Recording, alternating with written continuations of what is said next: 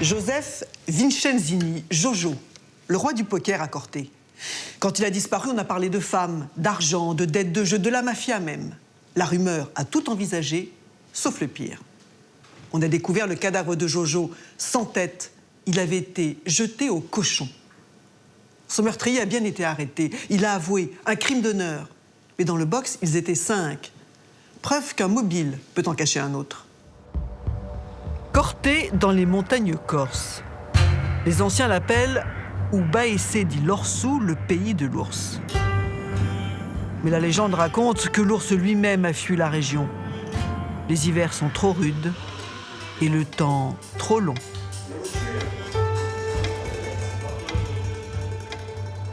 Heureusement, il y a des cortenets pour animer la ville. Jojo, par exemple. Joseph Vincenzini. C'est un membre actif du club de foot local et une figure incontournable des soirées du coin. Il possède la boîte de nuit de Corté, l'an 2000, et surtout, il est le patron de l'Oasis. L'Oasis, c'est vraiment ce qu'on appellerait ailleurs un bar de quartier, quoi. C'est aussi une institution. C'est aussi une institution, l'Oasis. Bon, rien que le nom à Corté, l'Oasis, ça prête à sourire. Mais c'est vécu comme ça. C'est une oasis de bien-être, de convivialité à Corté. Et on tape le carton. C'est vrai qu'à l'Oasis, c'était une partie de cartes qui était connue, qui regroupait un certain nombre d'amis, de connaissances, de gens qui s'estimaient. C'était une partie de cartes qui, encore une fois, perdurait, contrairement à d'autres parties de cartes qui avaient disparu dans de nombreux établissements. C'était, je dirais, quasiment une institution. Et Jojo, c'est le chef de partie. C'est-à-dire, c'est lui qui convie les gens, c'est lui qui donne son quitus pour que tel ou tel rejoigne la table, c'est lui qui fixe les mises, c'est lui qui empoche l'argent pour son rôle de banquier, c'est-à-dire de dealer de cartes, de celui qui distribue les cartes. Jojo, roi des parties de Rami Poker, tient la banque tous les week-ends dans l'arrière-salle de l'Oasis. Et on dit que le dimanche soir, les enjeux n'y sont pas tout à fait négligeables. Comme tous les dimanches, la partie du 23 janvier 2005 a bien démarré. Mais le lendemain, l'entourage de Jojo s'inquiète.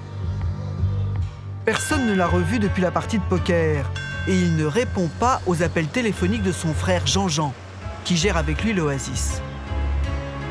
Il est 16h. Et d'ordinaire, Jojo est déjà au bar depuis longtemps. Jean décide donc de passer chez lui pour voir ce qui se passe. Quelques minutes plus tard, Marc-Antoine, l'ami de la famille, reçoit un coup de fil. J'ai un appel de détresse de Jean-Jean qui me dit « Marco », donc mon surnom, « Marco, viens vite, il y a quelque chose de très grave, descends vite ».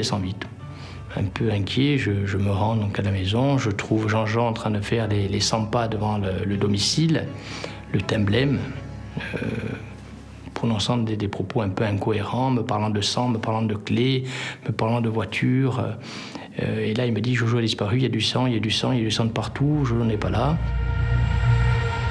Marc-Antoine emmène immédiatement le frère de Jojo à la gendarmerie. Suite aux informations reçues de M. Vincenzini Jean, nous nous transportons au domicile de la cité de Pianouch, où effectivement nous constatons la présence du véhicule de la personne disparue, qui est stationné devant l'habitation. Sur le contact se trouvent donc les clés de la voiture, le véhicule est ouvert. Les clés sur le contact. Et surtout, la porte d'entrée ouverte. Autant de négligence qui ne ressemble pas du tout à Jojo, un homme méfiant. Une fois que nous pénétrons dans l'habitation, on voit bien qu'effectivement il y a une scène qui est troublante, à savoir que des taches de sang se trouvent au sol. Je suis très surpris par les taches de sang qui jonchent le sol. Je suis surtout très inquiet quand je vois la trace d'une main ensanglantée contre le mur. Dans une pièce, nous constatons la présence d'une feuille de sopalin que l'on suppose avoir servi pour essuyer du sang au sol. Également, on constate la présence de morceaux de scotch déménageurs qui pourraient être effectivement reliés entre eux et ayant pu servir à des liens. Jean-Jean me montre un coffre, il me dit, tu vois, le coffre est ouvert, regarde. Et c'est là où je me rends compte que devant le coffre ouvert se trouve la partie la plus ensanglantée de la maison. Donc je me doute que des coups violents étaient portés à cet endroit.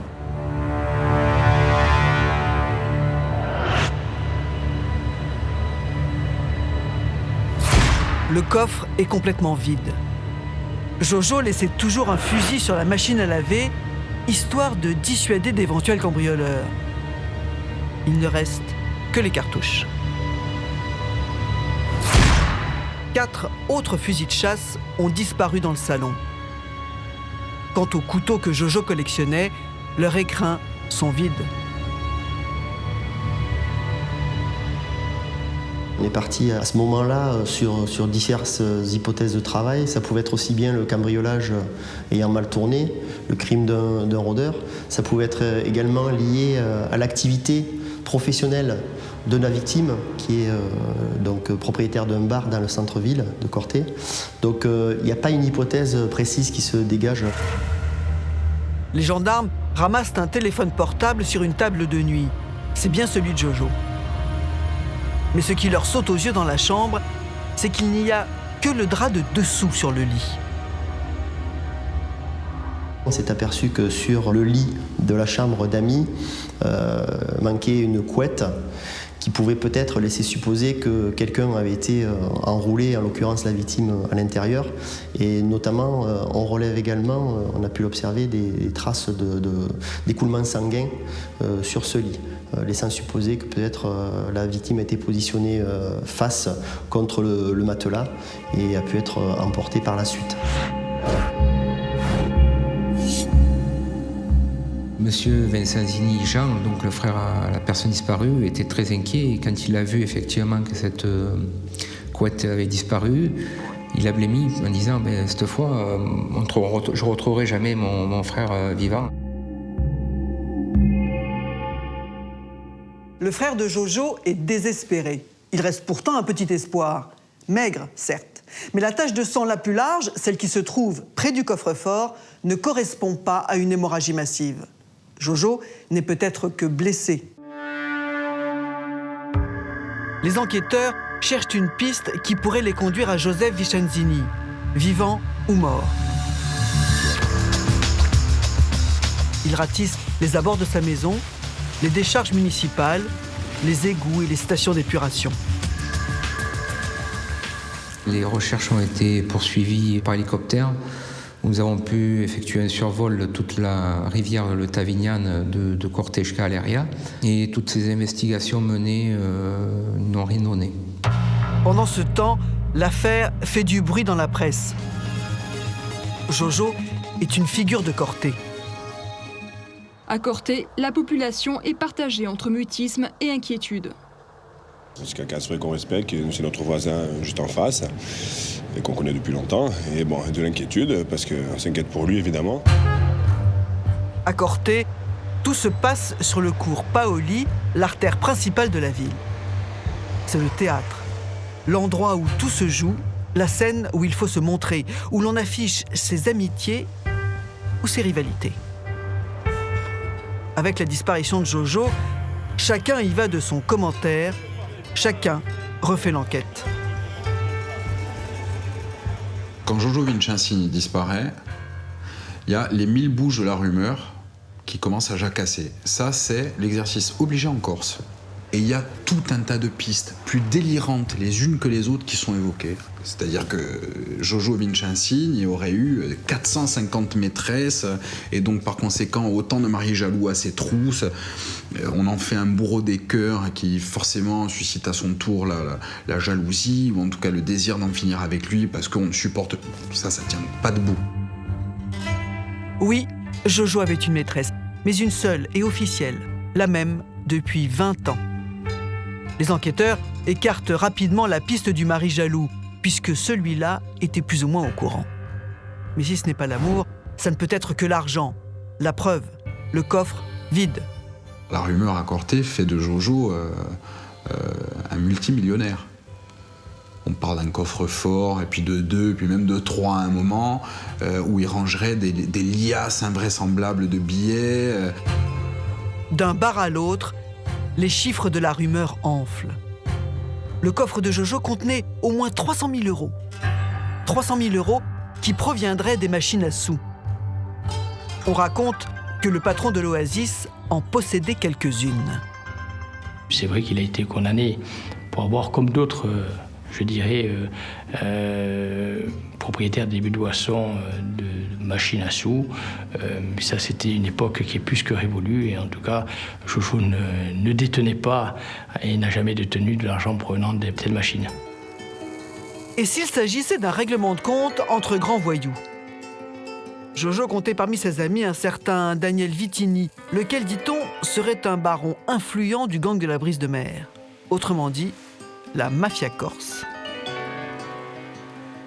C'est des amitiés qu'on peut avoir ici lorsqu'on est en maternelle avec un garçon qui tourne mal. Lui, ça n'a rien à voir. Tout ça, c'est très largement exagéré, comme est exagérée la fortune qu'on lui prête. Rumeur exagérée, mais tenace. Et si du fait de cette amitié sulfureuse, Jojo avait trempé dans une affaire d'argent sale? On raconte qu'il ne se servait d'ailleurs pas souvent de sa carte bleue. Il y a un proche qui nous dit que, effectivement, Joseph Vincenzini, lorsqu'il sortait, avait l'habitude de toujours avoir une certaine liquidité sur sa personne, à savoir la somme de 1000 à 1500 euros. Un coffre bourré d'argent, le grand banditisme corse, les machines à sous, les maîtresses. Autant de pistes rapidement écartées par les gendarmes. C'est plutôt un détail qui les intéresse. La porte ouverte de la maison, alors que Jojo était du genre à se barricader chez lui. Il avait l'habitude donc, dès lors qu'il partait, d'installer son alarme. Et lorsqu'il revenait, il débranchait son alarme. Il avait son fusil à portée de main à l'intérieur de son habitation. Et il s'enfermait très vite à clé. Et il n'aurait jamais laissé entrer des inconnus le soir chez lui. Conclusion des enquêteurs, Jojo connaissait celui ou ceux qui l'ont agressé chez lui.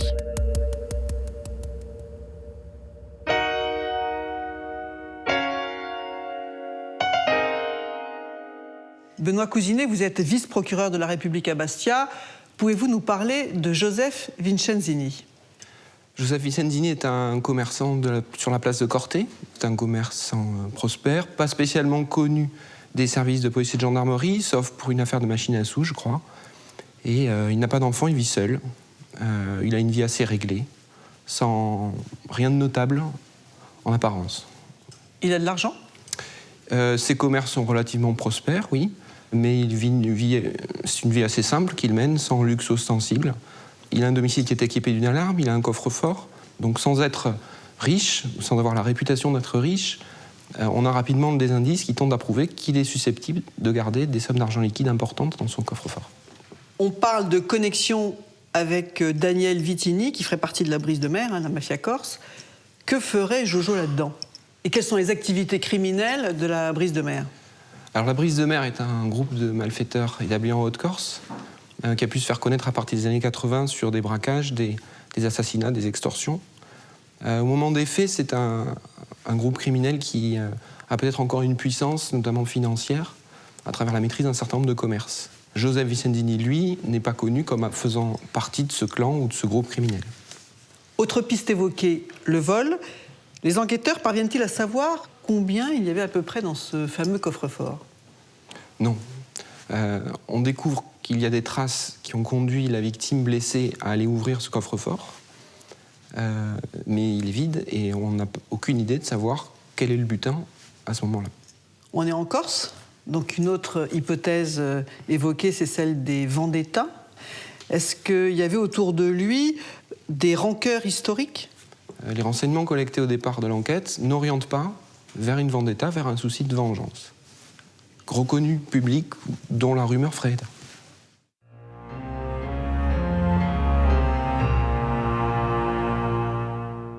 Persuadés que Jojo connaissait son ou ses agresseurs, les gendarmes s'intéressent à son emploi du temps. Qui, le patron de l'Oasis, a-t-il rencontré la veille de sa disparition ?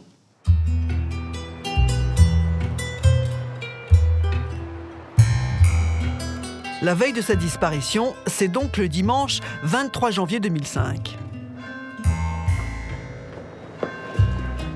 Comme tous les jours, il arrive au bar vers 15h. Il aligne les cafés. La journée passe sans histoire. Puis la soirée. Ce 23 janvier, avant qu'il ne disparaisse, aux alentours de 21h, il m'appelle comme il avait l'habitude de m'appeler. On parle de choses et d'autres. En tout cas, Jojo est totalement serein, tranquille.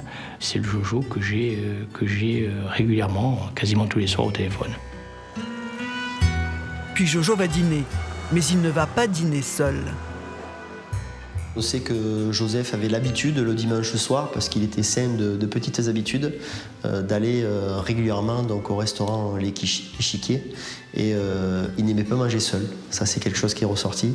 Donc il avait pour habitude effectivement d'inviter souvent des personnes de son entourage ou de ses connaissances et avec lesquelles il partageait le dîner. Ce soir-là, Jojo se rend donc à l'Échiquier avec Coco, un ami qui joue aux cartes. Un autre copain de Rami Poker les rejoint, Mitraillette. Xavier Luciani, le patron du restaurant, est absent exceptionnellement. Dommage. Lui aussi, c'est un joueur, et Jojo comptait l'inviter à sa table. Pour lui, ce sera viande grillée comme tous les dimanches soirs. Le service est assuré par Nathalie, la femme de ménage du restaurant qui sert en salle de temps en temps. Les trois hommes trinquent, parlent foot, bref, passent une soirée tout à fait normale. Vers 11h moins le quart, Jojo quitte l'Échiquier, direction l'Oasis. Car ce soir, c'est dimanche. Et dimanche soir, c'est Rami Poker. Mieux, dimanche soir, c'est la grosse partie, comme disent les joueurs. L'entrée est à 200 €. Les enjeux sont importants. Ce jour-là, ils sont une huitaine autour de la table. C'est Jojo, comme toujours, qui tient le rôle du banquier. Mais soudain, il quitte la table de jeu. Il a un coup de fil à donner et le réseau passe mal entre les murs de l'Oasis. Il sort téléphoner, il est minuit moins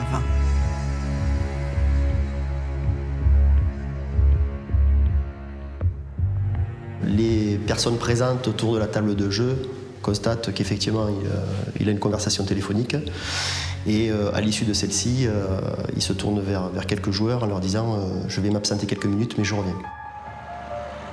Jojo remonte le cours Paoli et disparaît dans la nuit. Un employé de l'Oasis le remplace à la banque. À 6h du matin, il appelle son patron qui n'est toujours pas revenu. Mais Jojo ne répond pas. On rigole, on se dit qu'il est en galante compagnie. Personne ne se doute qu'il ne reviendra jamais. Dominique, à qui Joseph Vincenzini a-t-il téléphoné avant de quitter la table de jeu ? Pour le savoir, Frédéric, les enquêteurs de la section de recherche vont faire une réquisition judiciaire auprès de son opérateur téléphonique, en l'occurrence Orange. Et Orange va renvoyer aux enquêteurs le résultat. Donc, ce sont les factures détaillées, les fameuses fadettes du téléphone de Joseph Vincenzini. Et voilà ce qu'on apprend. On apprend que ce 23 janvier, à 23h39, il a passé un dernier coup de fil qui a duré 72 secondes. Il a téléphoné à une certaine Nathalie Battesti. Et Nathalie Battesti, c'est la serveuse du restaurant L'Échiquier, là où a dîné Joseph Vincenzini ce soir-là. Il ne l'a pas appelé une seule fois. Il l'a appelé 4 fois ce 23 janvier. Il l'a appelé à 23h39, dernier appel. Il l'avait appelé à 23h19, à 21h07 et à 19h38. Ils sont en contact depuis longtemps ? Alors ça c'est intéressant, c'est ce que les gendarmes veulent savoir. Ils vont donc demander à l'opérateur de leur en dire un peu plus sur les factures détaillées, de remonter sur quelques semaines. Et ils vont recevoir donc le résultat, on leur dit, entre le 1er janvier et le 23 janvier, c'est-à-dire en 3 semaines à peu près, Joseph Vincenzini a appelé 21 fois Nathalie Battesti, toujours dans le même sens. C'est toujours lui qui appelle, c'est toujours en fin de week-end, le dimanche fin d'après-midi ou dans la nuit du dimanche au lundi. Et pour les enquêteurs, c'est clair, Joseph Vincenzini en pince pour Nathalie Battesti, il est amoureux d'elle et c'est pour ça qu'il lui téléphone, en fait, il lui fait la cour. 2 semaines après la disparition de Jojo, les enquêteurs convoquent Nathalie pour en savoir plus sur la conversation qu'elle a eue avec lui le dimanche 23 janvier. Elle explique tout simplement que Jojo Vincenzini l'a appelée pour qu'elle le mette en relation avec une femme de ménage. Et elle expliquera ça simplement comme cela, sans plus. Pour les 21 autres appels échangés avec Jojo en janvier, Nathalie donne la même explication. Toujours cette histoire de femme de ménage qu'il voulait embaucher par son intermédiaire. En réalité, cette explication s'est révélée mensongère parce que la femme de ménage en question a été entendue par la suite et a expliqué que Jojo Vincenzini disposait de son numéro de téléphone et qu'il n'avait point besoin de passer par Nathalie Battesti pour entrer en contact avec elle. Nathalie a menti. En s'intéressant à celle qui a parlé à Jojo pour la dernière fois, les enquêteurs ont peut-être pioché la bonne carte. Les gendarmes examinent donc ses relevés téléphoniques pour constater qu'elle a un autre interlocuteur très privilégié, Xavier Luciani, le patron de l'échiquier chez qui elle travaille et chez qui Jojo est allé dîner dimanche. En 5 mois, elle a appelé le restaurateur près de 800 fois, lequel le lui rend bien. Xavier l'a contacté 962 fois. On va très vite s'apercevoir que Nathalie Battesti a une vie commune avec Luciani, qu'elle n'est pas simplement la femme de ménage qui vient faire le ménage à l'échiquier et qui vient servir de temps en temps. Il apparaît qu'en réalité, elle a un studio à Corté, qu'elle le reçoit très souvent à Corté, qu'elle s'occupe de son linge, de ses affaires et qu'ils sont véritablement en couple. Que Nathalie, mariée, est une histoire avec Xavier divorcé, soit. Mais il y a quelque chose d'autre qui intrigue les enquêteurs. Un étrange doublé téléphonique. Chaque fois que Nathalie reçoit un appel de Jojo, elle passe immédiatement après un coup de fil à Xavier. Comme si elle lui expliquait la conversation qu'elle venait d'avoir. En tous les cas, c'est l'hypothèse qu'on a émise à ce moment-là. Cet enchaînement a eu lieu à plusieurs reprises au cours du mois de janvier. Et la dernière fois, c'était le 23. Le jour où Jojo a disparu. Étrange. Les enquêteurs commencent donc à s'intéresser de très près à Xavier Luciani. Un homme honorablement connu à Corté. Petit-fils d'un ancien maire, fils de résistant, il est issu d'une famille respectable.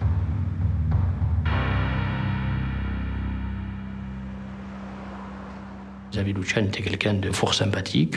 C'était quelqu'un qui entretenait d'excellentes relations avec Jojo. Jojo était d'ailleurs ami avec le père de Xavier Luciani. Donc les deux familles se connaissaient, se fréquentaient. Néanmoins, les gendarmes mettent Xavier Luciani sur écoute. Une conversation avec son ex-femme attire leur attention. Elle critique sa liaison avec Nathalie et surtout, elle se plaint qu'il ait sacrifié sa vie de famille aux cartes. Maintenant, il est criblé de dettes. Xavier Luciani est un joueur. Il est frénétiquement joueur et il perd beaucoup. Il est flambeur. Donc, Xavier Luciani, à l'occasion d'une partie, pouvait perdre plusieurs milliers d'euros. On s'aperçoit très vite que Luciani aurait des dettes assez conséquentes, notamment vis-à-vis de M. Joseph Vincenzini, puisque, a priori, le bar L'Oasis est l'un des bars où l'on joue le plus aux cartes dans la région cortonaise et qu'il y a des parties intéressantes où, en tous les cas, M. Luciani se serait enfoncé. Un couple étrange. La femme ment, l'homme a des dettes. Des dettes que la disparition de Jojo rend moins lourdes à supporter. C'est la piste la plus sérieuse que l'on possède depuis le début, puisque c'est celle qui démarre du coup de fil. Et on s'aperçoit qu'effectivement, ce mobile de la dette tient tout à fait la route et c'est l'hypothèse privilégiée.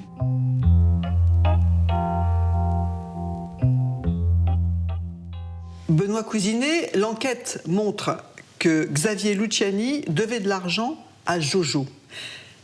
Que vous disent les proches de Vincenzini? Est-ce qu'ils vous disent combien à peu près s'élevait la dette de Luciani? Peut-être pas aux premières auditions, mais rapidement, Jean Vincenzini, le frère de Jo, indique aux enquêteurs que Xavier Luciani doit beaucoup d'argent à son frère, Joseph. La somme est importante puisque Xavier Luciani devrait 50 à 52 000 euros à Joseph Vincenzini. Jean Vincenzini remet également aux enquêteurs des chèques signés par Xavier Luciani, représentant 12 000 euros. Et il explique aux enquêteurs que c'est une garantie que Xavier Luciani devait donner à mon frère. Et cet argent, donc cette somme importante, 52 000 euros, est-ce que Vincenzini le réclame régulièrement à Luciani? C'est ce que rapporte Jean Vincenzini. C'est vérifié par l'étude de la téléphonie qu'on fait sur les lignes téléphoniques de la victime et de Xavier Luciani. On constate sur les dernières semaines, sur les derniers mois, une augmentation des appels passés par Joseph Vincenzini à destination de Xavier Luciani. Donc on peut penser qu'effectivement, Joseph Vincenzini cherche à récupérer cet argent. Et il avait besoin de cet argent? Des témoignages de certains joueurs de cartes viennent expliquer qu'effectivement, il avait besoin de cet argent pour relancer les parties de poker. Parce qu'il n'avait plus suffisamment de fonds, si vous voulez, pour réorganiser ses parties de cartes. Donc quand Vincenzini disparaît, cette dette existe toujours? Ce qui ressort de l'enquête, c'est que quelques jours après la disparition de Joseph Vincenzini, Xavier Luciani dit à Jean Vincenzini « La dette, je l'ai réglée, j'ai réglé l'argent que je devais à ton frère. » Et Jean croit Xavier Luciani sur l'extinction de cette dette, justement sur le remboursement de cette dette? On peut penser qu'il ne l'a pas cru et que c'est justement peut-être ce mensonge-là de Xavier Luciani, ça paraissait peut-être trop gros, ça a peut-être orienté les soupçons de Jean Vincenzini et les soupçons des enquêteurs.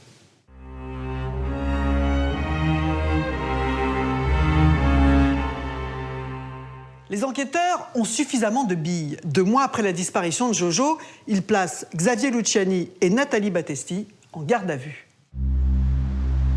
22 mars 2005, Xavier Luciani est interpellé au petit matin. Il n'oppose aucune résistance, il est serein. Il assiste avec nous aux perquisitions qui sont menées dans son dans son domicile et dans son restaurant. Il s'estime totalement étranger aux faits qui sont survenus. Et il se décrit comme étant une relation de Jojo et il ne comprend pas. La voiture de Luciani recèle peut-être des indices, des traces de sang. On la transporte donc à la gendarmerie de Corté, pendant que le suspect est interrogé dans les locaux de la caserne. Lorsque donc M. Xavier Luciani se trouvait dans le bureau, il a vu au travers de cette fenêtre passer sa voiture sur le camion plateau d'un dépanneur.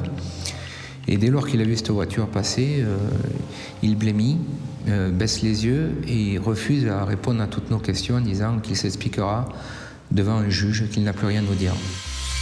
Les enquêteurs perquisitionnent alors la voiture. Lorsqu'on ouvre la voiture, dans l'habitacle, une forte odeur de putréfaction se dégage de cette voiture et nous constatons également la présence de mouches sur les vitres.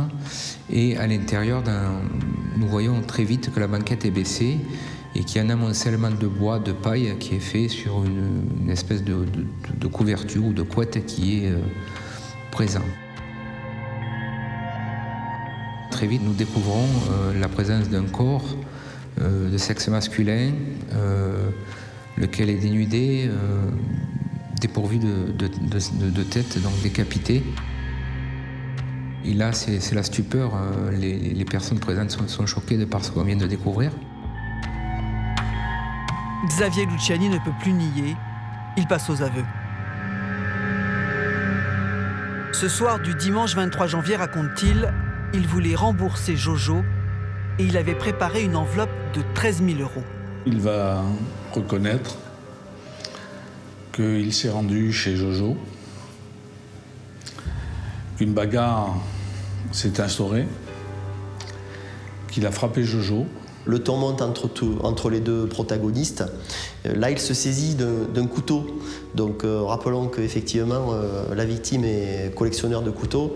Il nous explique qu'il se saisit d'un couteau et qu'une bagarre éclate entre eux et qu'il porte un coup au visage, donc sur le côté gauche du visage de la victime, qui là tombe à la suite de ce coup au sol.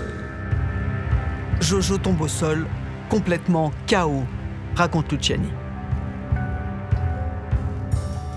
Pendant que son amant se met à table, Nathalie nie en bloc.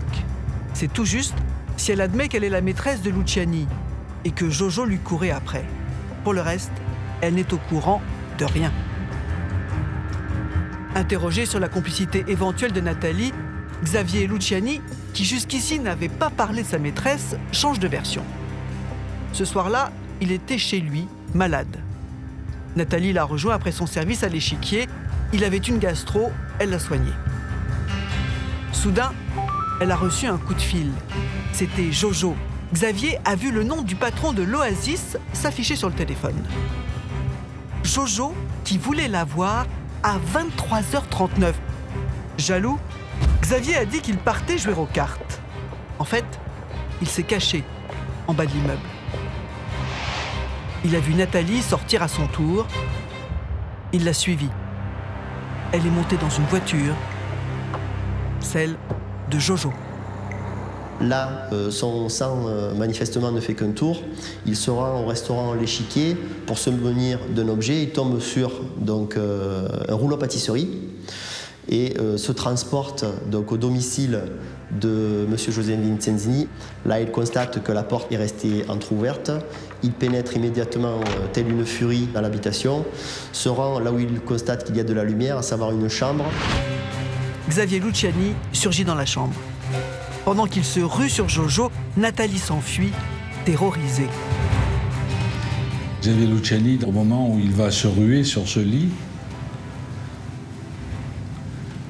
sur lequel se trouve Jojo, qui, il faut le dire, est déshabillé, puisque Nathalie avait commencé une fellation à son égard,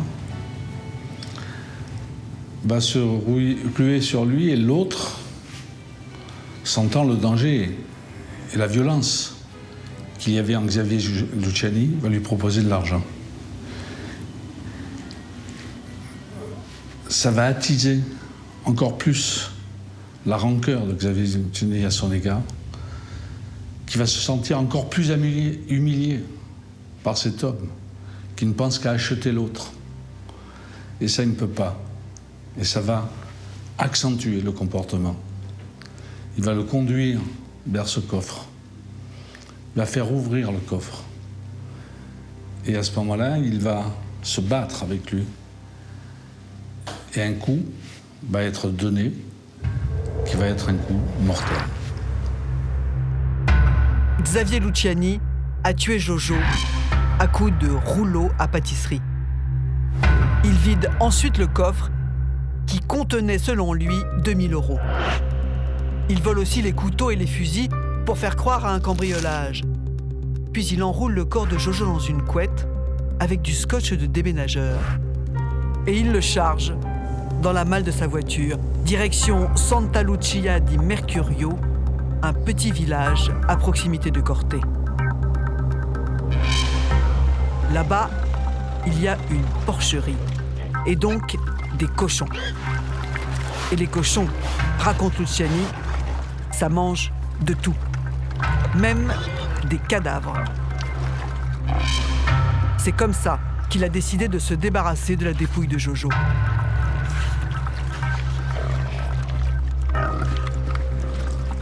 Et là, il commence à s'atteler à une très pénible tâche, en ce sens qu'il s'affaire à découper la tête.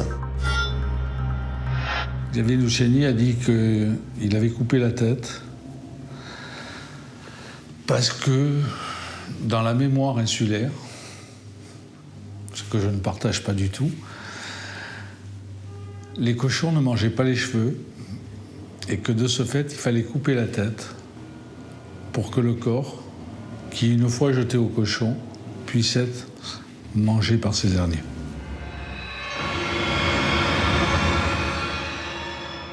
Il nous explique qu'il a le plus grand mal à agir de la sorte. Et finalement, écœuré par la besogne, par la sale besogne, il décide de remettre le corps décapité dans le véhicule Peugeot 106 qu'il avait utilisé et de placer dans un sac distinct la tête avec les couteaux ayant servi à la découpe ainsi que divers effets vestimentaires appartenant à la victime. Un sac poubelle qu'il jette dans un conteneur. Quant au corps sans tête, il le laisse dans le coffre de sa voiture qu'il va garer sur un terrain qui appartient à sa tante. Il fait trop froid, la terre est gelée, il creusera une fosse quand il fera meilleur. Le corps de Jojo Vincenzini reste là pendant 2 mois, jusqu'à l'arrivée des gendarmes. Pendant que son amant raconte ces détails sordides, Nathalie réfléchit. Elle souhaite maintenant faire des aveux. C'est vrai, Jojo lui courait après, ils ont fini par devenir amants, raconte-t-elle. Ce dimanche soir, après son coup de fil, elle monte effectivement dans sa voiture. En arrivant chez lui, Jojo laisse les clés sur le contact. Il n'en aura que pour quelques minutes, dit-il. Il emmène Nathalie dans la maison. Contrairement à ses habitudes, il ne ferme pas la porte derrière lui. Ils entrent, Vincenzini se déshabille, ils vont faire ce qu'ils ont à faire a priori, et là arrive un homme masqué qui bouscule Nathalie Battesti, qui lui dit « casse-toi ». Nathalie s'enfuit puisque lui, il s'était masqué de manière à ce que, dit-il, elle ne le reconnaisse pas. En ce sens qu'il avait mis une tenue noire avec une capuche qui lui masquait la moitié du visage. Nathalie affirme qu'elle n'a pas reconnu Luciani. D'ailleurs, elle croyait qu'il était en train de jouer aux cartes. Elle est revenue chez elle, paniquée. Xavier est rentré à 3h du matin.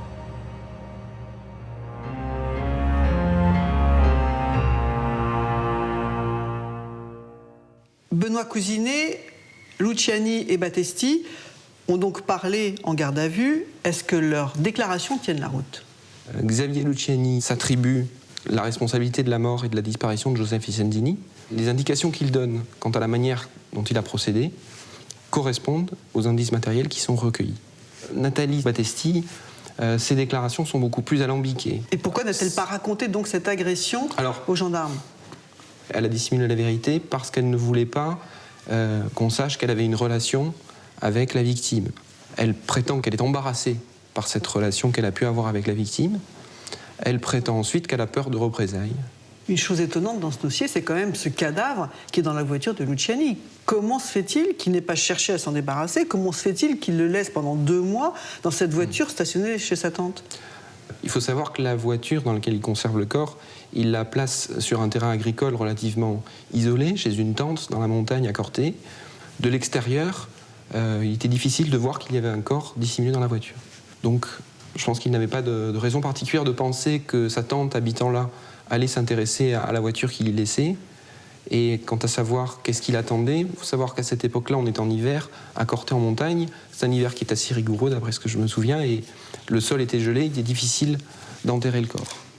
On peut penser que Xavier Luciani aussi voulait trouver vraiment une manière définitive de se débarrasser du corps, et que tant qu'il ne l'avait pas trouvé, il gardait le corps dans cette voiture.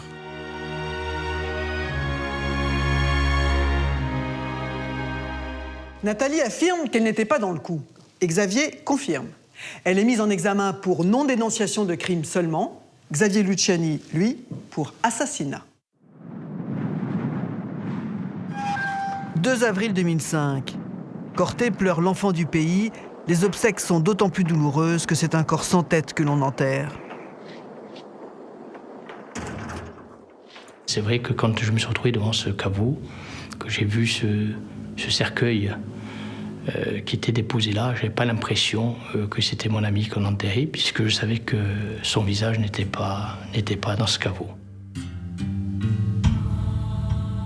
En Corse, on ne peut pas accepter que si on donne la mort, même par accident, à un individu, on mutile et on ne respecte pas le corps du mort. Je crois que toute la Corse était d'accord pour condamner un tel acte. Il y a en plus la dimension particulière du corps qu'on veut donner à manger au cochon.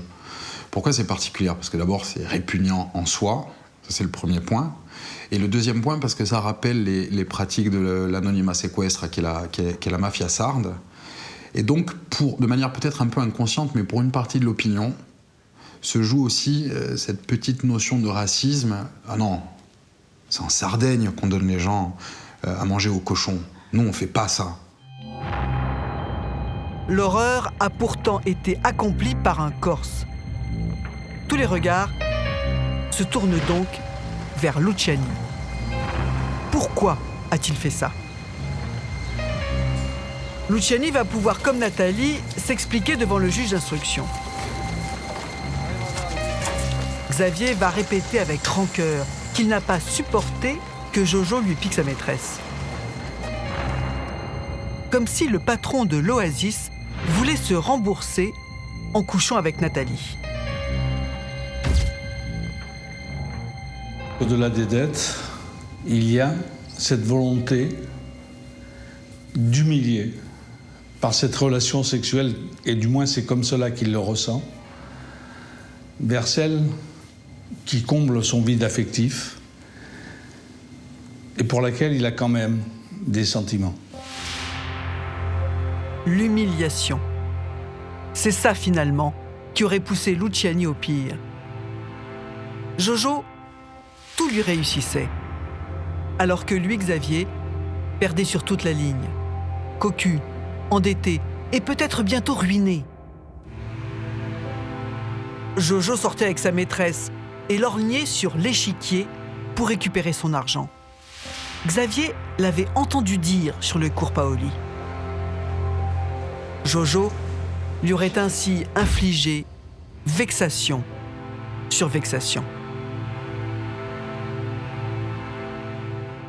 Il prétend que Jojo Vincenzini avait pris pour habitude de venir dîner chez lui au restaurant, d'y inviter des amis, de les faire rentrer à l'échiquier, de se comporter comme le maître de maison, et pour finir par partir sans payer, ce qui, en Corse, on peut aisément le comprendre, mais en Corse revêt beaucoup plus qu'une simple signification d'escroquerie.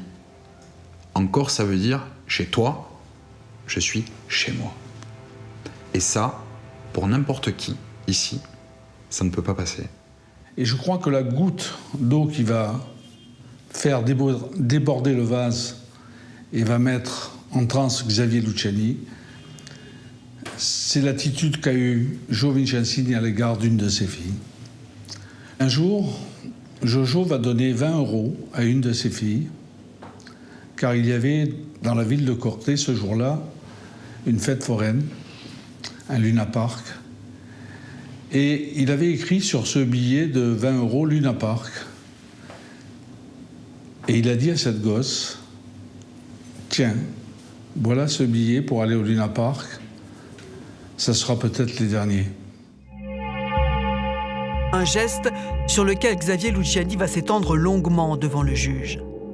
Peut-être parce qu'en Corse, il prend une résonance particulière, comme l'a constaté le psychiatre qui l'a expertisé. N'oublions pas l'honneur familial corse, c'est-à-dire on défend sa famille. Donc, on honore ses ancêtres, on se bat pour l'honneur et la mémoire des ancêtres, et on protège sa famille la plus proche, les enfants et les cousins. Et dire à une fille, ton père ne pourra plus te nourrir, ne pourra plus te protéger, ne sera plus rien pour toi, c'est l'humiliation totale. Pour Luciani, il fallait faire quelque chose. Ce loser, qui finalement perdait sur tous les tableaux, avait besoin de reprendre un positionnement qui dans le fond, devait passer par un acte quasi guerrier. Finalement, Jojo l'a bien cherché. Xavier ne regrette rien, même si les choses sont allées plus loin qu'il ne le voulait. À aucun moment, il n'est question pour Xavier Luciani de donner la mort à Jojo Vincenzini, mais de le marquer à vie, de manière à ce que les Cortenais se souviennent que son honneur a été rétabli. Pour son honneur, pour sa fierté de père et d'homme. Xavier Luciani voulait juste donner une correction à Jojo. Il jure qu'il n'a pas prémédité son geste.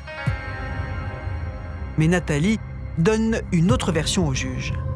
L'homme qui s'était rué dans la chambre de Jojo et qu'elle n'avait pas reconnu, cet homme-là avait fait tomber de sa poche un rouleau de scotch.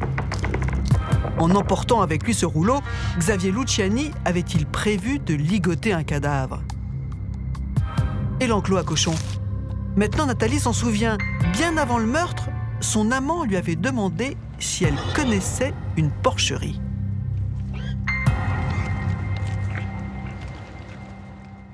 Dominique, que donnent les expertises des prélèvements effectués dans la chambre de Joseph Vincenzini?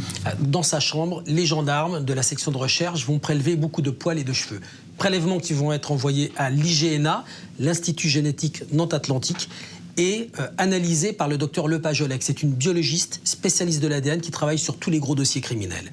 Donc elle va extraire de ses cheveux et de ses poils de l'ADN. Et on va découvrir que ces ADN correspondent d'une part à Nathalie Battesti, d'autre part à Xavier Luciani. Ça veut dire que l'un et l'autre sont passés à un moment donné dans la maison, dans la chambre de Joseph Vincenzini.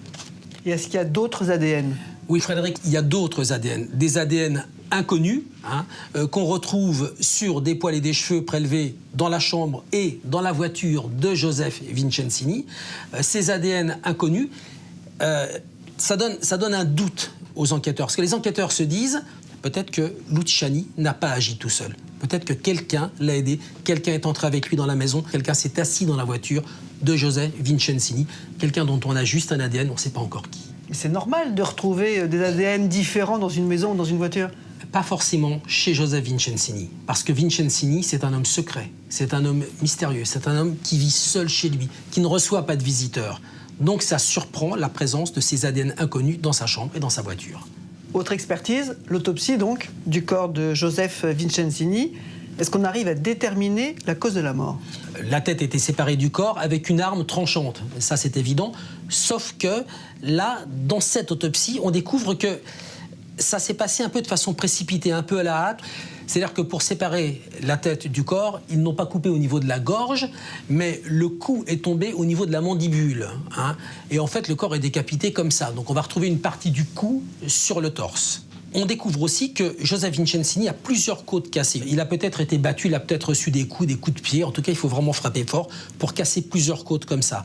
Maintenant, sur les causes de la mort, c'est assez difficile de se prononcer puisque sur la partie sur laquelle vont travailler les médecins légistes, c'est-à-dire le corps sans la tête, il n'y a aucune blessure au niveau du cœur, du foie ou en tout cas d'un organe vital, d'un poumon. Donc Frédéric, on pense que la mort elle a été provoquée par une blessure à la tête, sauf qu'on ne peut pas l'établir formellement puisque la tête elle est manquante, elle est toujours introuvable.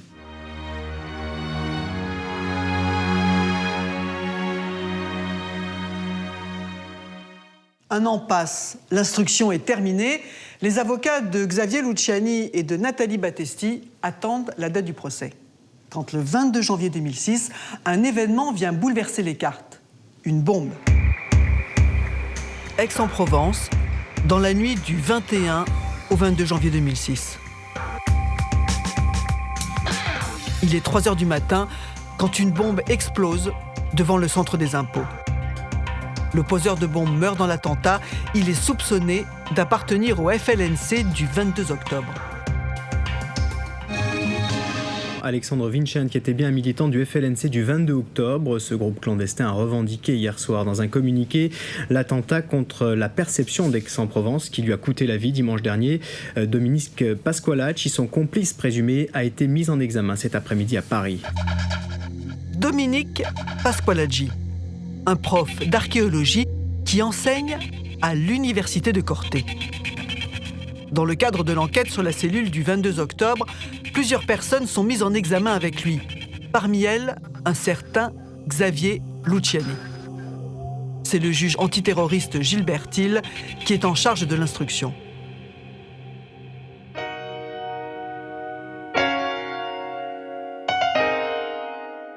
Gilbert Thill, vous êtes juge antiterroriste, vous êtes juge d'instruction chargé de l'attentat d'Aix-en-Provence.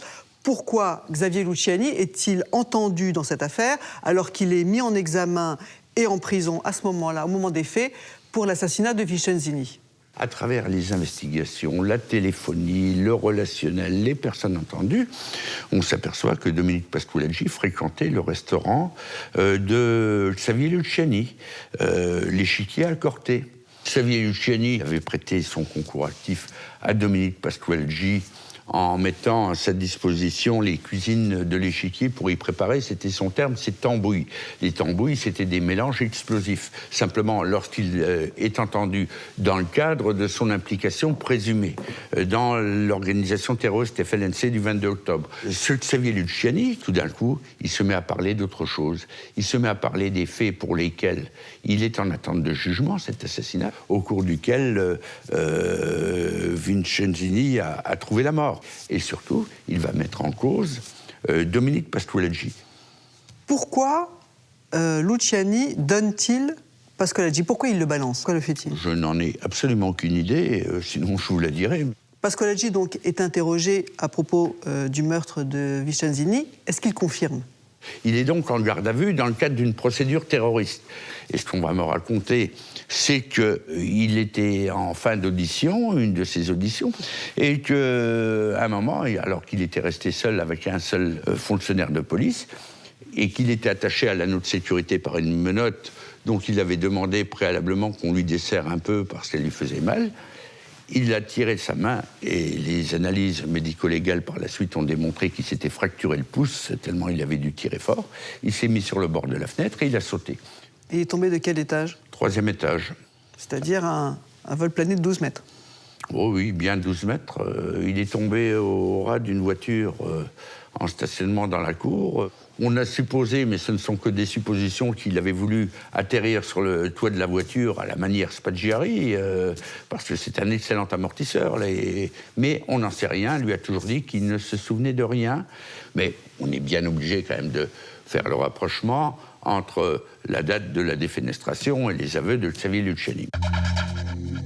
Xavier Luciani a donc balancé Dominique Pasqualaggi. Il affirme que ce dernier a participé avec lui au meurtre de Jojo. Étrange.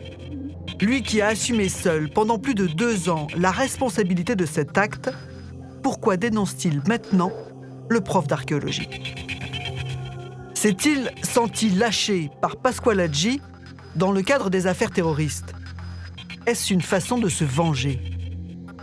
Toujours est-il que Pasqualaggi saute par la fenêtre 2 jours après les déclarations de Luciani.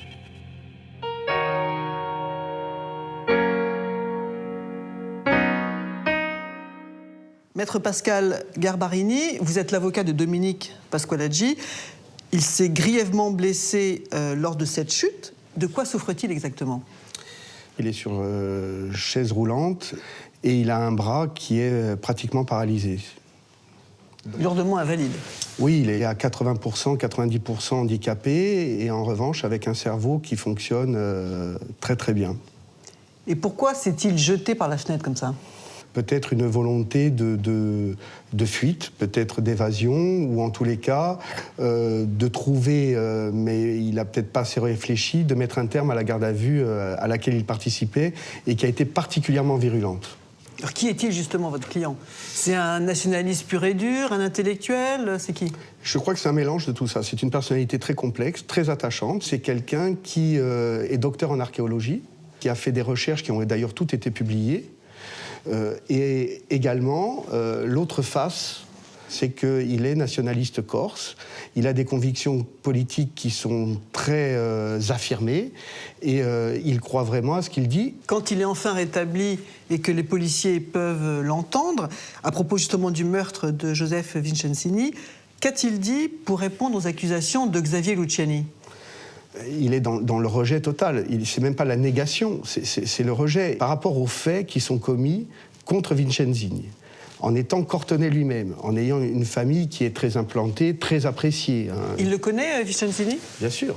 De toute façon, là, on est dans une équipe où tout le monde se connaît. Il n'y a que des cortonais. Et qu'il soit accusé dans cette affaire-là, pour lui, c'est une honte. C'est une honte qu'il n'acceptera jamais, ni pour lui, ni pour sa famille. Et puis de toute façon, Pasqualaggi, il n'a aucun conflit avec Vincenzini.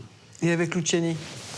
Avec Luciani, il n'a pas de conflit non plus. Ils se connaissent bien quand même. Ils se connaissent très bien, ils sont devenus potes, comme on dit, ils s'apprécient mutuellement, mais encore une fois, en aucun cas, de la manière, du mode de fonctionnement que je connais, parce que Pasqualaggi, je le suis maintenant depuis plusieurs années, il ne peut pas imaginer un seul instant aller braquer la maison de Vincenzini, tuer Vincenzini et se débarrasser du corps dans les conditions que l'on connaît. C'est pas possible. Alors comment il explique les accusations de Luciani contre lui? Ou Luciani essaye de se défausser, ou Luciani protège quelqu'un d'autre.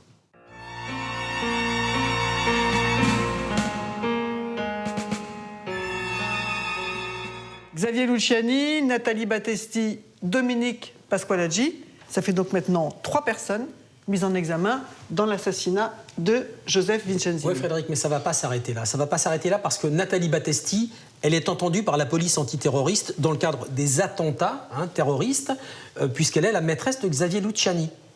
Elle va confirmer l'implication de Dominique Pasqualaggi dans le meurtre de Joseph Vincenzini et elle va donner un autre nom, celui-ci, Sébastien Giudicelli. Et c'est qui, ce Sébastien? Alors, elle dit qu'il était sur les lieux du meurtre, c'est le neveu de Xavier Luciani. Il est en prison, Giudicelli. Il est en prison au moment où on parle, il est en prison parce qu'il est soupçonné d'avoir commis 2 attentats terroristes commandités par Dominique Pasqualaggi, qui était sur place d'ailleurs. Alors, Battesti, Giudicelli était sur les lieux du meurtre. Ça fait 4? Ça fait 4 et ça va bientôt faire 5, parce que dans le cadre des affaires de terrorisme instruites par le juge parisien Gilles Bertil, plusieurs personnes vont être arrêtées et parmi elles, il y a ce garçon, Joseph Sabiani. Et Sabiani, spontanément, il va dire aux policiers, le 9 novembre 2007, il va leur dire « J'ai été approché par l'équipe pour participer à l'opération Vincenzini ». Donc ça fait 5. Le roi et son valet, Xavier Luciani et son neveu. Sébastien n'est pas tout à fait un inconnu dans cette affaire. Le jour de l'arrestation de son oncle, il s'était présenté spontanément aux enquêteurs. Dans la voiture de Xavier, on allait forcément retrouver ses empreintes, il la conduisait régulièrement. Interrogé par les gendarmes, il avait alors fourni un alibi en béton.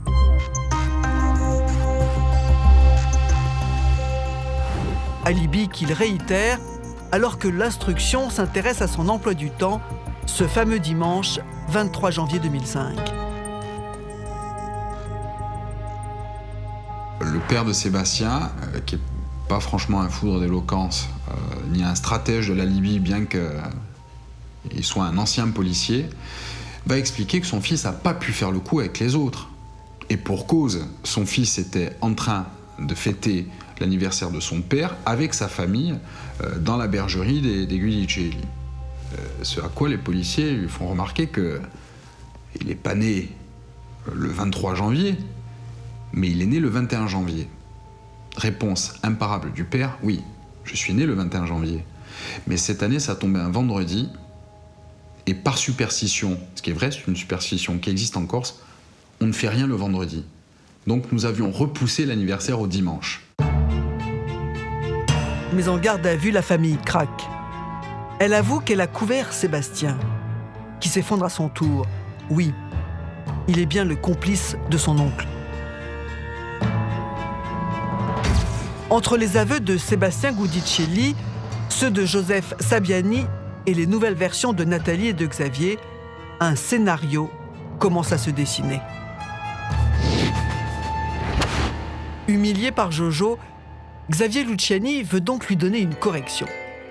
Mais Jojo, dit-on, est proche de la brise de mer, copain avec l'un de ses barons présumés. Le gang pourrait riposter. Sauf si le FLNC est mouillé dans l'affaire. Alors Xavier a une idée, s'assurer la protection du mouvement indépendantiste. Il fait donc appel à Dominique Pasqualaggi. Il va expliquer à Pasqualaggi qu'il a besoin de leur aide. Il a besoin de leur protection éventuelle pour plus tard et qu'ils peuvent y trouver leur compte car on va trouver de l'argent chez Jojo. Et comme cette cellule a besoin d'argent, que ces gens-là, il va les appâter pour les inciter à leur donner un coup de main. Xavier Luciani va également indiquer que pour convaincre Dominique Pasqualaggi que Joseph Vincenzini est bien la bonne victime, que c'est bien à lui qu'il faut s'en prendre, qu'il va effectivement parler de revenus de machine à sous et parler de recettes extrêmement importantes, aussi des recettes de poker générées, et qu'il va, selon ses propres mots, exagérer un petit peu ses revenus pour appâter, pour intéresser Dominique Pasqualaggi. C'est à ce moment-là que Sébastien, qui aurait déjà aidé Pasqualaggi pour d'autres attentats, est recruté. Et Joseph Sabiani aussi, un ami de Dominique, un toxico qui a besoin d'argent. But de l'expédition, Xavier donne une correction à Jojo et les autres en profitent pour vider son coffre. Mais pas question d'y aller comme des bleus. Cagoule, gants, toki, armes de poing et réunion de travail. L'équipe se retrouve dans un petit appartement de Corté pour préparer l'opération. Luciani raconte qu'ils sont 4 à y assister, dont Pasqualaggi. On sait qu'il y a eu 2 ou 3 réunions préparatoires, mais on sait aussi, et ça tout le monde est d'accord là-dessus, que ce soit Luciani, Guidicelli ou Sabiani, Pasqualaggi n'en dit rien puisque ça sera le mutisme total, mais on sait que Nathalie Battesti n'y participe pas. En dehors de son rôle d'appât, où en fait elle n'avait de contact direct par rapport à ce rôle qu'avec Luciani, elle ne devait avoir aucun rôle. Je pense qu'elle ne devait avoir aucun rôle, d'abord parce qu'on ne lui faisait pas confiance. C'est une femme. Elle ne sait pas tenir sa langue, bien sûr. Elle doit juste appâter Jojo et s'arranger pour qu'il ne ferme pas la porte d'entrée. Pour le reste, c'est une affaire d'hommes. Mais l'un d'entre eux, Joseph Sabiani, se défile pendant l'une des réunions. Il va entendre des choses au cours de cette réunion qui vont lui faire prendre peur. Déjà, il va entendre Sébastien Giudicelli parler de la porcherie de Sainte-Lucie de Mercurio et dire en rigolant « ça fait longtemps que les cochons n'ont pas eu à manger », donc ce qui sous-entend qu'on va peut-être tuer Joseph Vincenzini et jeter son cadavre aux cochons. Et il voit que Xavier Luciani n'a pas que l'intention de prendre de l'argent à Joseph Vincenzini. Il voit l'expression de son visage changer à un moment au cours de cette discussion, et c'est là qu'il comprend que ça risque d'aller plus loin. Impressionné par la haine qu'il découvre sur le visage de Xavier Luciani, Sabiani se retire. Et c'est finalement le 23 janvier que le plan est mis à exécution. Ce soir-là, Jojo appelle Nathalie. Il peut se libérer un moment de sa partie de cartes. Il voudrait la voir. Il est 23h39. Nathalie est chez elle. À 23h40, elle appelle Xavier pour le prévenir. Le top départ est donné. Nathalie va rejoindre Joseph Vincenzini dans sa voiture. Pendant ce temps, Luciani part avec Giudicelli. Ils vont et ils se cachent là, à l'entrée de la maison de Vincenzini, et ils attendent l'arrivée du couple. À partir du moment où le couple arrive, Nathalie Battesti se débrouille pour que la porte reste entrouverte, en tous les cas pas fermée à clé. Xavier Luciani entre à son tour, se rue dans la chambre et frappe Jojo à coups de rouleau à pâtisserie. Nathalie, elle, s'est déjà sauvée. Lorsqu'elle ressort, il y a une haie. Elle voit la haie bouger et elle pense qu'il y avait quelqu'un caché dans la haie et que cette personne n'est entrée qu'après le départ de Nathalie Battesti. Ensuite, elle part, elle trace dans la neige et à 100 ou 200 mètres de là, elle a un carrefour sous un réverbère. Elle voit Pasqualaggi qui a priori fait le guet. Quant à l'homme caché derrière la haie, c'est Sébastien. Il raconte que son oncle l'a sifflé pour qu'il le rejoigne dans la maison. Là, il a vu le corps ensanglanté de Jojo.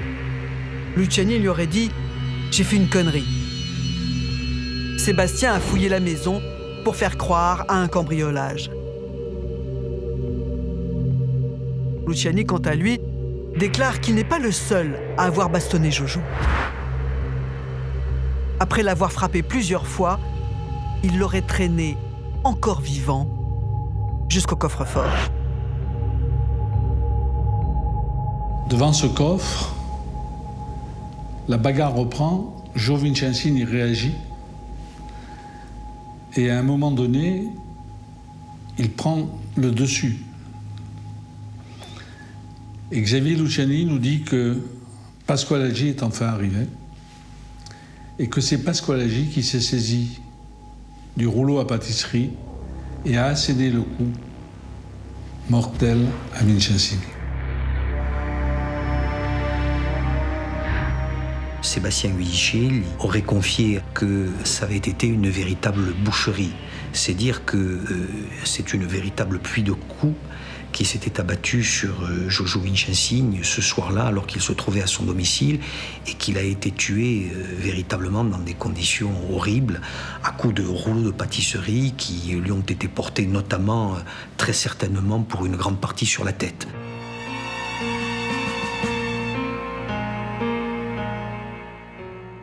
Maître Garbarini, Luciani n'est pas le seul à impliquer votre client. Nathalie affirme qu'elle l'a vu faire le guet. Il l'admet, ça. Il admet faire le guet, mais lui, il l'a toujours indiqué, il l'a dit et redit, il fait le guet pour autre chose. C'est-à-dire ? Il va dire qu'il est là, non pas par rapport à l'affaire Vincenzini-Luciani, mais il est plutôt là dans un positionnement lié à son activisme politique. Voilà. Il ne voudra pas en dire plus. Pasqualaggi connaît donc bien Luciani. Est-ce qu'il était au courant de son projet criminel, de se débarrasser donc de Vincenzini ? À plusieurs reprises, Luciani lui avait fait part de ses difficultés, de son antagonisme et j'allais dire de la pression qui montait avec Vincenzini. Et comme je l'ai dit... Et il l'a raconté à votre client ? Et il l'a raconté à mon client. Et comme ils sont proches, ils se confient. Et d'ailleurs, les premiers mots qui sont prononcés par Pasqualaggi, c'est de lui dire tu vas pas faire ça, tu vas pas faire cette connerie-là.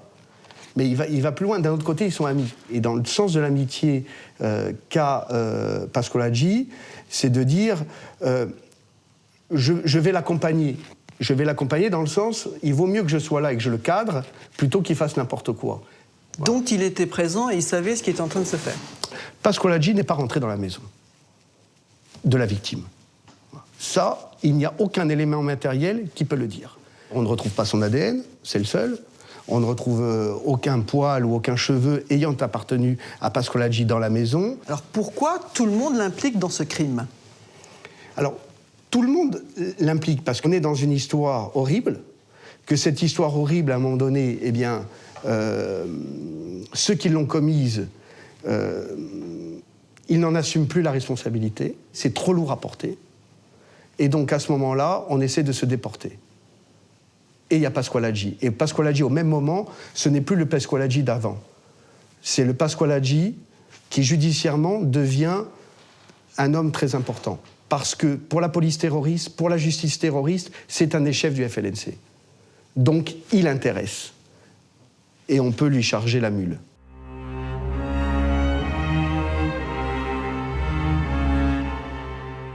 Pasqualaggi lit sur toute la ligne, il n'a pas participé à l'assassinat de Jojo. Cela ne démonte pas les autres accusés qui continuent d'affirmer qu'il était bien avec eux ce soir-là, même au moment de la décapitation. Sébastien affirme que Pasqualaggi l'a aidé à charger le cadavre de Jojo dans le coffre de la voiture. Direction Santa Lucia di Mercurio et ses cochons. C'est encore Pasqualaggi qui a décapité le corps pour le jeter dans l'enclos à cochons. Là-dessus, Sébastien et son oncle sont d'accord. Puis Sébastien et Pasqualaggi sont allés se débarrasser de la tête et chacun est rentré chez lui. Sébastien Giudicelli va expliquer qu'il ne va pas pouvoir dormir après ce qu'il s'est passé, qu'il est très inquiet et que le lendemain matin, à l'aube, à la première heure, il va retourner à la porcherie et s'apercevoir que en fait, le corps n'a pas été touché. Il retourne voir son oncle, affolé, Et de là, tous les deux vont placer le cadavre de Joseph Vincenzini dans un des véhicules de Xavier Luciani, une Peugeot 106 de couleur noire, dans le coffre. C'est cette voiture que les gendarmes ont retrouvée garée sur le terrain de la tente de Luciani. Quant à la tête, Sébastien Guidicelli leur indique où elle se trouve. Avec Dominique Pasqualaggi, il l'aurait jetée dans un puits. Sébastien fait un croquis des lieux. Les gendarmes se déplacent. Ils longent une voie ferrée sur plusieurs kilomètres et localisent effectivement le puits. Au fond, emballé dans un sac plastique, sous 700 kilos de pierre, la tête de Joseph Vincenzini. Elle était là depuis 3 ans. Quand on a retrouvé, je dirais, la tête du pauvre Jojo dans ce puits, il y a eu quelque part un immense soulagement. On avait en effet très peur de ne pas retrouver, je dirais, ne pas avoir un squelette totalement reconstitué. Et même si ça a témoigné d'une horreur supplémentaire, ça a permis, je pense, à la famille et aux amis de Jojo de commencer à faire totalement leur deuil. La famille et les amis enterrent la dépouille de Joseph Vincenzini pour la seconde fois. Si l'on en croit les co-accusés de Luciani, le but de l'expédition était de voler Jojo. Quelle somme ont-ils récupéré? On l'ignore. Xavier Luciani, Sébastien Guidicelli disent qu'ils ont récupéré quelques milliers d'euros, qu'ils se sont rapidement partagés. Xavier Luciani abandonnant d'ailleurs sa part à Dominique Pasqualaggi pour la cause terroriste. Nathalie Battesti, elle, lorsqu'elle est entendue sur ce point, indique qu'il y avait davantage et elle décrit des liasses de billets mauves qui remplissaient un tiroir chez Xavier Luciani. Les billets mauves, c'est des billets de 500 euros. Des billets de 500 euros. Donc est-ce qu'il y avait réellement quelques milliers d'euros? Est-ce qu'il y avait bien davantage? Difficile de savoir. Et que sont devenus les fusils qui ont été volés à Jojo? Alors les fusils qui ont été dérobés sont passés entre plusieurs mains puisqu'ils sont récupérés au départ par Xavier Luciani, qui ensuite les confie à Dominique Pasqualaggi, qui les fait passer par Nathalie Battesti à Joseph Sabiani, qui dit qu'il les a détruits dans une décharge du côté d'Ajaccio. Et pourquoi passe-t-elle de main en main comme ça? Dominique Pasqualaggi, en confiant les fusils à la fin à Joseph Sabiani, c'est une manière pour lui de le garder dans l'affaire, de le lier. De le mouiller. En l'impliquant encore davantage, puisque Joseph Sabiani n'a pas participé aux faits, puisqu'il a pris un avion pour Paris, et il est avéré qu'il n'a pas participé aux faits le jour où ils ont été commis, même s'il a participé aux actes préparatoires. Donc bon, certains ont soutenu que c'était pour l'impliquer encore dans l'affaire que Dominique Pasqualaggi lui demande d'aller détruire ces fusils. On peut aussi penser que, par rapport au fait qu'ils appartenaient tous à une même cellule terroriste, c'était un service parmi d'autres qui lui était demandé dans le cadre de ses activités.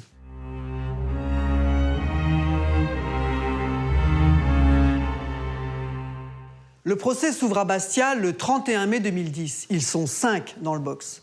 Joseph Sabiani comparé libre, Nathalie Battesti aussi. Ils ont bénéficié tous les deux d'une mise en liberté parce qu'ils sont simplement accusés de complicité de vol ayant entraîné la mort et de non-dénonciation de crime. Pasqualaggi, lui, est libre en raison des soins dont il a besoin. Comme Luciani et Guidicelli, il est poursuivi pour association de malfaiteurs, vol suivi de violence ayant entraîné la mort. Le procès doit durer 2 semaines. Ils sont donc 5 devant la cour d'assises de Haute-Corse à Bastia. 5 pour une étrange partie de poker, où l'on bluffe, où l'on se couche, où l'on risque gros. Il faut rendre justice à Joseph Vincenzini, le banquier de l'Oasis. Un banquier qui n'aurait pas perdu la vie si Nathalie n'était pas entrée dans son jeu.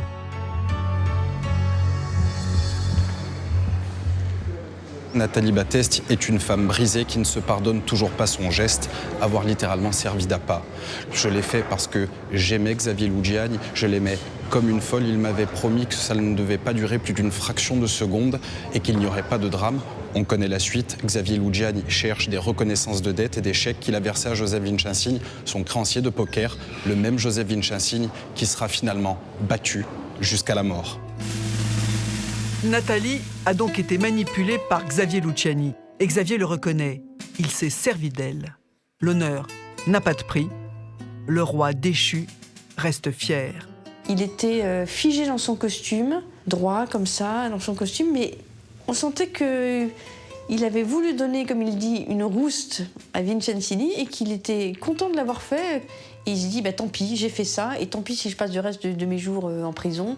J'aurais été roi un jour, quitte à être couillon toute ma vie. Xavier Luciani, le restaurateur endetté, poursuit son récit entrecoupé de murmures d'effroi sur le banc des parties civiles. L'argent liquide volé, partagé, dit-il. L'alliance que Vincenzini tenait de sa mère, face au frère de la victime appelé à la barre, il lâche, je l'ai jeté directement dans les toilettes. Luciani s'est montré terriblement imbu de lui-même. Je vous dis, c'était un coquelet qui se dressait dans le box, qui regardait les gens de haut, qui n'a pas eu l'air un seul instant de regretter son acte, qui n'a pas expliqué véritablement le mobile exact. Quel était-il, ce mobile exact? On en avait 2, 3, 4 parfois. On ne savait plus. Est-ce qu'il tue pour le restaurant? Est-ce qu'il tue pour Nathalie? Est-ce qu'il tue pour les dettes de jeu? Est-ce qu'il est manipulé par Pasqualaggi? Est-ce que c'est un accord entre eux? On ne savait plus. Xavier Luciani est formel sur un seul point. Il n'a jamais eu l'intention de tuer le patron de l'Oasis. Pour le reste, il se défausse en permanence sur Dominique Pasqualaggi. L'idée des cochons, ce serait lui. Le coup fatal porté à Jojo, ce serait lui aussi. Un Pasqualaggi qu'aucun de ses co-accusés n'épargne. Pasqualaggi, c'est le maillon faible. Xavier et Sébastien, ils sont parents. Ils appartiennent à la même famille, ça se fait pas. On va pas se balancer, fortiori, entre membres d'une même famille. Nathalie Battès, il est acquis qu'elle a joué le rôle de la part, mais c'est pas elle. Quant à Sabiani, lui, il était carrément pas. Lui, il a refusé. Donc, le maillon faible, c'est Pasqualaggi. Et Pasqualaggi, on le charge aussi parce que, circonstance aggravante qu'on espère faire valoir devant les tribunaux, il est nationaliste. Il a commis des attentats. Ça fait jamais très très bonne impression devant les magistrats, le côté engagement nationaliste. Et donc, ça le rend vulnérable. Mais Dominique Pasqualaggi joue obstinément la carte du silence et des sous-entendus. Il avait déjà adopté le même comportement devant l'expert psychiatre qui vient le raconter à l'audience. Ce qu'il va me dire par rapport aux faits, c'est qu'il est, suivant ses propres mots, l'homme mystère. Il va me dire, je suis l'homme mystère. Je n'ai absolument pas participé, on n'a pas retrouvé mon ADN. Et il va ajouter, par contre, je sais ce qui s'est passé. Et bien sûr, il n'en dira pas plus. Dominique Pasqualaggi sait, et pour son avocat, ça ne fait pas de lui un coupable. Vous savez, il y a une seule question à laquelle il faudra répondre dans cette affaire Vincenzini, c'est à qui profite le crime? À qui, selon vous? Eh bien, je crois que, sauf erreur de ma part, ce n'est pas monsieur Pasqualaggi qui avait un restaurant que l'on voulait prendre. Je ne crois pas que ce soit monsieur Pasqualaggi qui joue au poker. Et je ne crois pas que ce soit monsieur Pasqualaggi qui ait des dettes de jeu. Mais ce qui retient le plus l'attention, c'est la question de la décapitation. Qui a tranché la tête de Jojo? Personne n'assume ce geste. Xavier Luciani continue d'accuser Dominique Pasqualaggi. Mais soudain, une voix s'élève dans le box. Sébastien, il explose. Il y a sa stature de colosse qui s'élève dans le box. Et là, il y a un jaillissement de larmes incroyable. Et lui qui est si mutique, si peu disert, il explose littéralement. Il est agité de tremblements, il pleure, mais à chaudes larmes. On voit vraiment la grosse crise de larmes du gosse. Et il accuse Pasqualaggi. Dominique, dis la vérité, dis pourquoi on est là, dis ce qui s'est vraiment passé. On n'a plus le droit de jouer cette comédie, on le doit à la famille, dis-le, dis la vérité. Maintenant, on assume tous. Et on se disait, mais qu'est-ce qui va se passer? Est-ce qu'il y en a un qui va s'auto-accuser, un autre qui va dénoncer ou nous annoncer quelque chose qu'on ne sait pas? Mais à ce moment précis, la présidente du tribunal fait évacuer Sébastien afin qu'il se calme. Je pense que là, nous sommes véritablement passés tout près de la vérité. Et que si des questions lui avaient été posées à ce moment-là, il aurait vraisemblablement tout dit. Vraisemblablement tout dit en ce qui concernait Luciani, en ce qui concernait Pasqualaggi. Malheureusement, ça s'est refermé aussi vite que ça s'est ouvert, et c'est terriblement dommage. L'incident clos, la vérité est restée au fond des consciences. Les accusés se sont accrochés à leur mobile. L'amour pour Nathalie, la drogue pour Sabiani, la famille pour Sébastien, le nationalisme pour Pasqualaggi et pour Xavier Luciani, l'honneur. Chacun joue sa partie. Et la joue plutôt bien. Parce qu'au final, qui a tué et qui a décapité Jojo? Personne ne le sait encore. Mais les jurés ne se poseront pas longtemps la question. Après seulement 3 heures de délibéré, le verdict tombe. Xavier Luciani, 30 ans. Nathalie, 10 ans. Pasqualaggi, 25.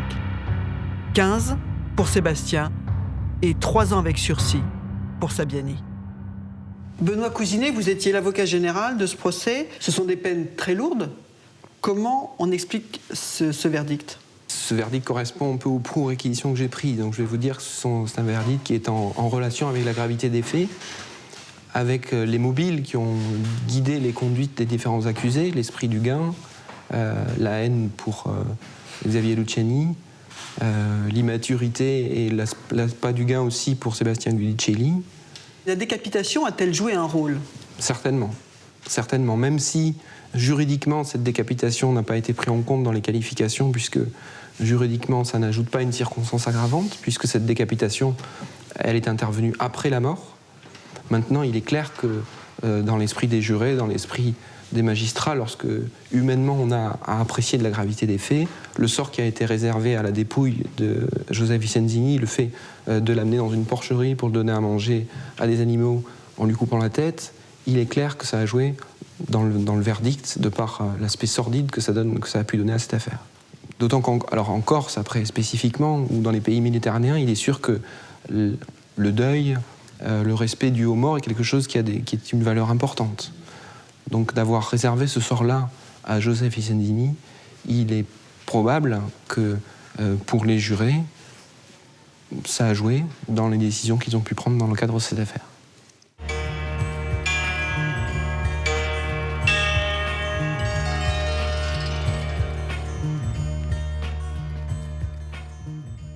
Luciani, Battesti et Pasqualaggi ont fait appel.